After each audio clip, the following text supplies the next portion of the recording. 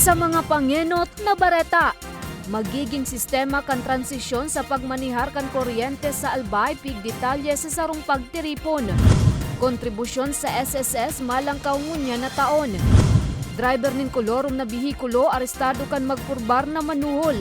Anum na persona irido kan mahulog sa ampas an piglulunadang bihikulo. Asin kalendaryo ipon challenge nin live-in partner sa Legazpi trending.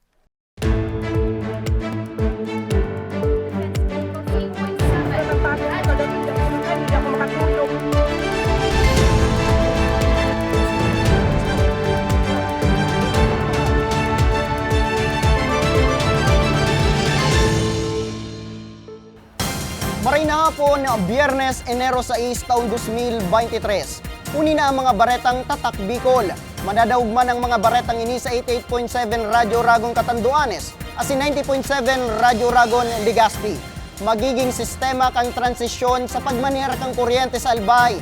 Pigdetalye ni Governor Grex Lagman asin kang niya sa sarong pagtripon. Detalye sa report ni Mariel Lorenzana.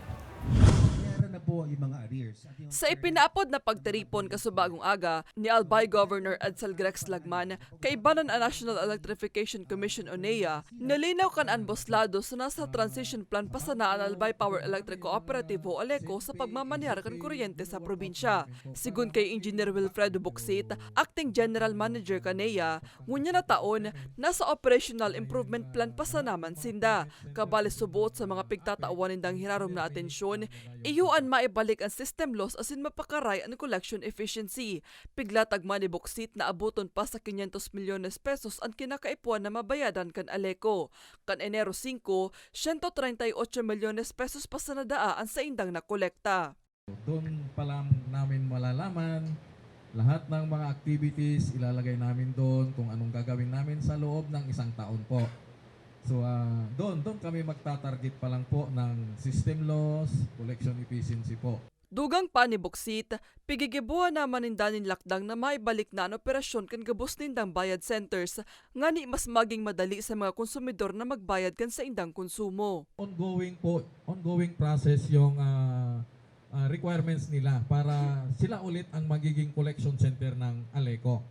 Kumbaga, yung bayad center, yan ang una ngayon. Nagka-problema tayo nung una dahil wala pa daw kaming kontrata. Kaya hindi pa sila pwedeng mangolekta. So, ganun din sa iba po. Sinabi man ni Buxit, ang mga empleyado kan ALECO, dati man sanang empleyado kan Albay Power and Energy Corporation o APEC. Ngayon po, marami na kaming wino-workout na pagbayaran po. Sa bangko, ito marami yung mga SendPay, ACPay, wino-workout na namin po para maging back to normal yung payment natin po. Asigurasyon naman ni Albay Governor Grex Lagman, malalauman kan ALECO ang sa iyang bilog na suporta o rugna sa mga plano kan kooperatiba na mas mapakaray pa ang serbisyo kaini sa publiko. Ito po tuloy-tuloy po ito, magpapahiram po tayo ng mga dump truck para po talaga matulungan ng ALECO doon sa mga linya na kailangan pong ayusin, yung mga kailangan po natin i-cut ng mga i-prune ng mga trees, so whatever it is na nakaharang po sa mga transmission lines natin, ay bibigyan po natin ng tulong ang ALECO for free. Sa maabot na Enero 18 sundo sa Enero 31, magkakaigwanan clearing operations ang kooperatiba. Makakatuwang kan nasabing opisina ang Provincial Engineering Office. Hinagad man kan gobernador ang kooperasyon kan kada LGUs asin miyembros konsumidor. The PGA po will start the ball rolling. The Provincial Government of Albay, kami po ready na actually.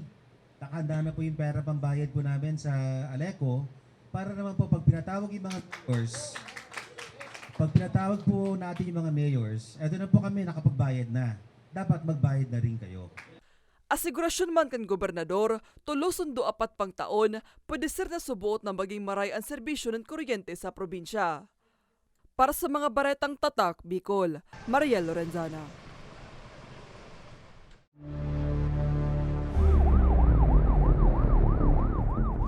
Driver ning kolorum na bihikulo arestado kan magpurbar na manuhol sa sarong LTO enforcer. Uya ang report.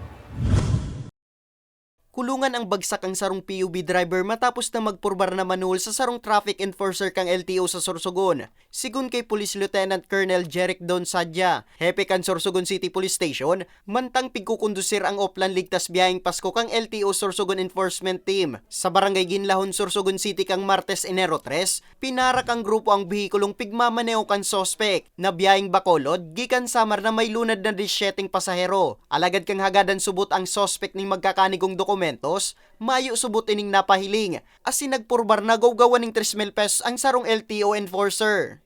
Because of the apparent violation, sinitay ni kang mga LTO enforcers, nagsabi po na bibigyan na lang kita ng 3,000. Pakisamahan mo na lang po ako. Tawag mo na akong tikitan. Aminado si Sadya na bako na bago sa indang siring na modus. Parang may scheme na sila nito. May grupo na sila, no? May Viber group sila ng pagdaan, kung sinong kukontakin, sinong lalapitan. Kaya pabuti na lang po mahigpit yung pinapatupad natin dito na enforcement ng LTO law. Sa presente, nasa kustudiya na kang Sorsogon City Police Station ang sospek para kampaon ng kasong pagbalyar sa Article 212 of Revised Penal Code Corruption of Public Official. Mientras tanto, pigasigurar man kang hepe na apwera sa pagkurtar kang siring na modus. Pigtatawan man subot ninda ning hirarom na atensyon ang pagdakop sa mga kolorum drivers, naloy ng pigrereklamo kan mga legal na nag-ooperar sa syudad. Para sa mga baretang tatak Bicol, Nomer Corporal.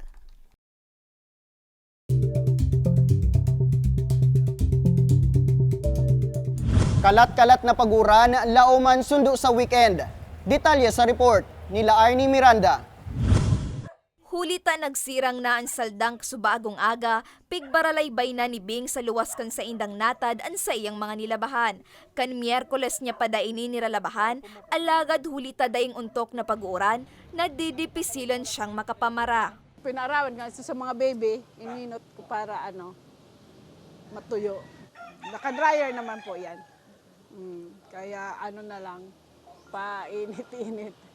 Sigun sa pag-asa, makaka-eksperyensya pa man girarainin mapanganuro na kalangitan na may kalat-kalat na pag-uuran, pagkikilat asin pagdaguldol ang bilog na kabikolan sundo sa weekend. Epekto pa man liwat daini kan shoreline. Alagad kumpara ka nakaaging mga aldaw, mas magiging paborable subotan kamugtakan kan panahon sa mga masunod na aldaw, hulita magiging pabugso-bugso na sana ang pag-uuran. Pag-uran-uran kita, patches, so pag sinabi tayong scattered, pwedeng mauran sa sarong munisipyo, pero sa sarong munisipyo bako man mauran.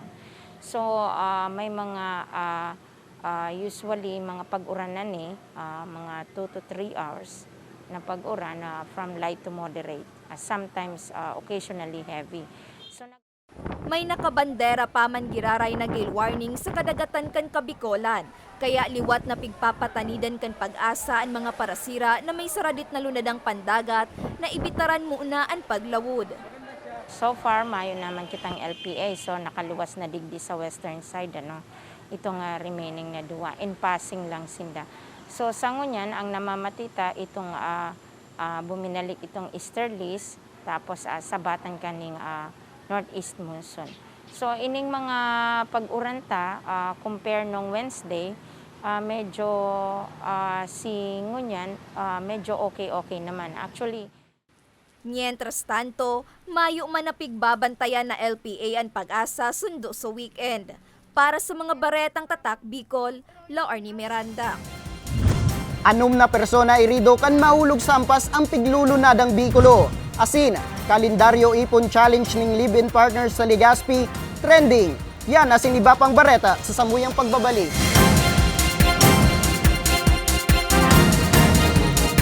Tucked away in the province of Albay, known for its perfectly shaped Mayon volcano, Misibis Bay Resort, a locally owned 5-hectare private island resort. The resort is ready for all those looking to balance tranquility and adventure. This tropical destination is where guests can either choose to relax under the palm trees or have an adventure under the sun. It features modern and luxurious rooms and villas, recreational facilities, and sophisticated services.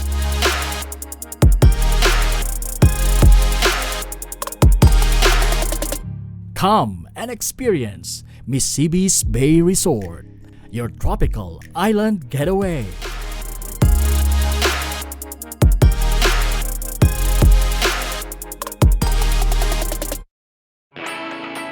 Naghahanap ka ba ng trabaho? Marunong ka bang mag-shoot ng video? Mag-edit? Magaling ka ba sa social media? Willing ka bang matuto? Graduate ng journalism o may alam na sa media? Apply na dahil naghahanap kami ng videographers para sa Camarines Norte, Sorsogon, Camarines Sur, Catanduanes at Masbate. Ipadala ang inyong resume sa actioncallcenter@gmail.com at maging pinakabagong miyembro ng aming team. Tara na! Apply na!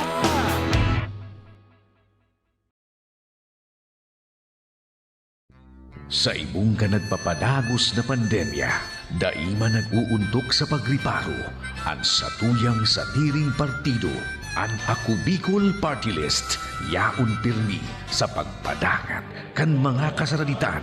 Sa tabang kan man tuniina, ano man na panahon, hain ka man sa Kabikulan. Viva la Virgen! Viva Nuestra Señora de Peña Francia!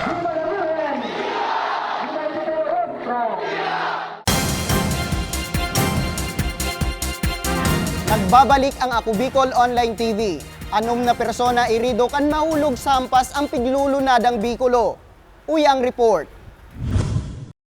Sibut ang mga personay kang MDRRMO sa pagrespondi sa mga sakay na nahulog na bihikulo sa ampas na sakop kang Barangay Bulos, Irusin, Sorsogon. Poko mas o menos alauna ning hapong kasudma. Sigun kay Police Staff Sergeant Jumel Ginudiva, kang Irusin Municipal Police Station, gikan NCR ang imbweltong bihikulo asin pasiring kutang Samar. Alagad man tang pigbabaybay kan driver ang nasambit na lugar, nawaran inining kontrol sa manibela rason nga ni aksidenteng makatama sa gutter. Asin mahulog sa ampas na 3.5 metros ang rarom. Mauran man subot kan mangyari ang insidente. Medyo kurbada din. May mga signage man doon. Tapos, banderihan niya ng uban sa Irusin. Sa steel barrier, sa gilid siya ng kalsada. Tapos, sa impact, nahulog siya dito sa rice field sa baba. Tulos man na naidara sa ospital ang anom na lugad na nasakay kang nahulog na bihikulo. Na suminapo ning minor injuries, kabali na ang driver. Irusin District Hospital Santa Cruz, mga minor man lang ang mga tama. Ang iba, dire man. Ang driver, unarmed man. Tapos ang iba man, di man nagka-injurisan. Sigun sa Irusin MPS, mas maray manggiraray na magluway-luway asin magdubli ingat sa pagmamaneho. Urog pang malnas ang tinampo huli kang deng untok na paguran. Sa ngunyan, nagpaparay-ray na mga biktima. Para sa mga baretang tatak Bicol, Nomer Corporal. Kontribusyon sa SSS malang kaungunya na taon, ang epekto kani sa mga miyembro sa istorya nila Arnie Miranda. 4 na taon nang nagtatrabaho sa Business Process Outsourcing Company o BPO company sa Legazpi City si Joan. Sigun sa iya, regular na piguhulugan kan sa iyang employer an sa iyang SSS. Kaya naman na-avail niya daan mga benepisyong pigu-opriser kan opisina. Katunayan, saro sa mga na-avail niya na sa SSS iyo an maternity benefit. Kaya naman, maugmada siyang mabaritaan na magkakaigwanin paglangkaw sa SSS contribution ngunya na taon. Sa siring da kayang paagi, halangkaw manan mga benepisyong makukuha kan mga sirinyang nagtatrabaho sa pribadong kumpanya. Dako lang tabang para sa mo. Hindi ko man matataram kung how many percent. Pero at least, dako lang tabang ito. Kasi namamatian na mo. For example, pag nagka-calamity loan kami, salary loan, any loans, or even maternity loan. Kasi ako na-experience ko yun. Siring kay Joan, dakulang tabang man para kay wholesale na 10 taon nang nagtatrabaho sa lending institution ang dugang na kontribusyon. Dako lang tabang siya para po sa ibang kasi kung yung 1% may po makakadagdag para sa iba, makakatabang po. Nahihiling ko po na dako lang tabang man po siya. Sigun sa tagapagtaram kan SSS Legazpi na si Jeanette Mapa, an employers mismo an mabayad kan dugang na 1% sa bulan ng kontribusyon kan sa indang mga empleyado na formal lang pig-implementar kan petsa 1 ngunya na bulan. Ang dating 8.5% magiging 9.5% ang share kan employer, mantang mantinido man giraray sa 4.5% ang share kan employee. 2023 magkakaigwa po kita ng increase sa contribution rate na 1%. So from 13% magiging 14% na po ini. So ini po alinsunod duman sa Section 4 Article A9 kang Republic Act 11199 or Social Security Act of 2018 na this January 2023 magiging 14% na po ang satuyang contribution rate. Sigun kay Mapa, kadakulan magiging benepisyo kan contribution rate increase kan SSS. Siring na mapupunduhan kay ni an unemployment benefits. Saro ini sa bagong benepisyo kan SSS sa irarom kan Republic Act 11199 o the Social Security Act of 2018. Mas mapupunduhan man kay ni an mas pinahiwas na maternity benefits asin kadakol pang iba. For the minimum amount, nagpeg na po kita from 3,000 na monthly salary credit, naging 4,000 na pong monthly salary credit. So for the monthly salary credit na 4,000, ang monthly contribution po ninda, minimum is 570 per month. And kapag naman po 30,000 na monthly salary credit, yun na po yan ang maximum ta. So ang amount po na contribution ninda is nasa 4,230. Matao po nining kasiguraduhan sa satuyang mga miyembro na matao po ning mas mataas na mga benepisyo para sa satuyang mga miyembro. Araw po kang pag-claim sa sickness, maternity, disability, retirement, death, funeral, and unemployment benefits. So Ugmaman si Mapa na dai napapabayaan kan sa indang miyembros an bulan-bulan na paghulog kan sa indang kontribusyon. Laom kan tagapagtaram, lugod magpadagos an siring nagawi asin mas dakol sindang makolekta ngani makatabang sa indang miyembros asin sa gobyerno. Urog na kung kinakaipuhan ni asistensya gikan sa indang ahensya. Igwamanin accredited collecting agents sa SSS kung saan pwede man sinda magbayad through GCash sa SM Payment Center o Bayad Center asin sa iba pa. Para sa mga baretang tatak Bicol, Laarni Miranda. Kalendaryo Ipon Challenge ning Live-in Partners sa Legazpi, trending, bistunta sinda sa istorya ni Mariel Lorenzana. Para sa pangiturogan na maikasal, binalukan mag-live-in partner sa Sinda Gina Lynn asin Jomel kan Barangay Orosite, Legazpi City an Ipon Challenge. Istorya kan magkapareha, nagpuon an sa indang Ipon Challenge Enero kan nakaaging taon. Ang style ninda talagang kakaiba, bako ining sa typical na ibubugtak sa alkansya.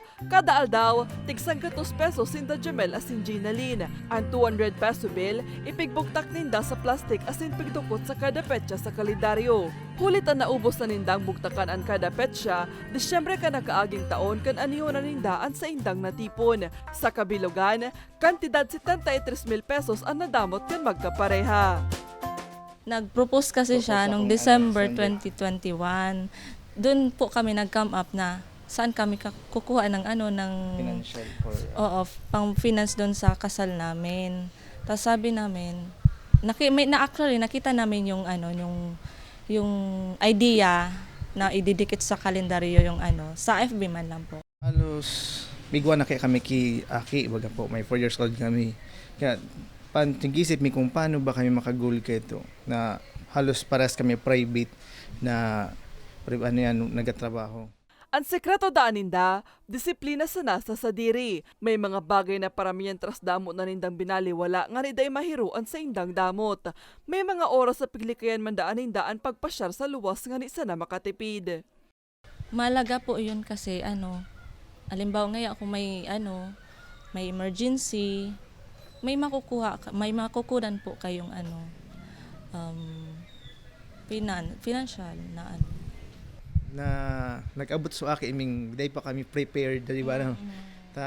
Parang nabigla man kami kay ito. Doon kami parang saan kami makuha financial or kung mautang na naman sa company, kaya maraming almost nakaraos man kami kay itong padit-diit. Nagtatrabaho sa law firm si Gina Lynn, mantang hotel attendant naman si Jomel. Nakatabang mandaasa sa Indang Ipon Challenge ang sa Indang pigmamanihar na online business na arts and crafts asin ukay-ukay. Bagay na pigpapasalamat maninda, hulit da isinda nawawaran daw puro papaano hindi kakaag sa Indang kalendaryo. Yung nabebenta namin sa sa business namin, hinuhulog namin sa sa bangko, sinisave namin agad para kung kailangan ngayon yun ang kukunin namin. Setyembre sa masunod na taon nakatalaan ang sa Indang kasal. Kaya naman, liwat naman Indang pinuunan ang Ipon Challenge. Alam niyo naman po, ang pagpakasal, medyo magastos din. Kaya nag-ipon ulit kami. Sa pag-ipon, yaw na po ang disiplina sa sarili. Tapos, duman mo mailing sa indundong pag-ibanan kung paano masusubok. So, patient nyo ba kung siyempre sabi, may kaipuang kang gasusun, kukuha mo ito. Pero kami nagtintar na magkuha kang bigay. Aminado sinda Gina Lynn asin Jomel na bako padali ang pagdamot nin kwarta. Alagad, para sa pangiturogan nindang kasal, warang imposible para sa saindang duwa. Para sa mga baretang tatak, Bicol, Mariel Lorenzana. Asin yan ang mga katripunan ka mga baretang tatak Bicol. Ako si Nomer Corporal. Salamat!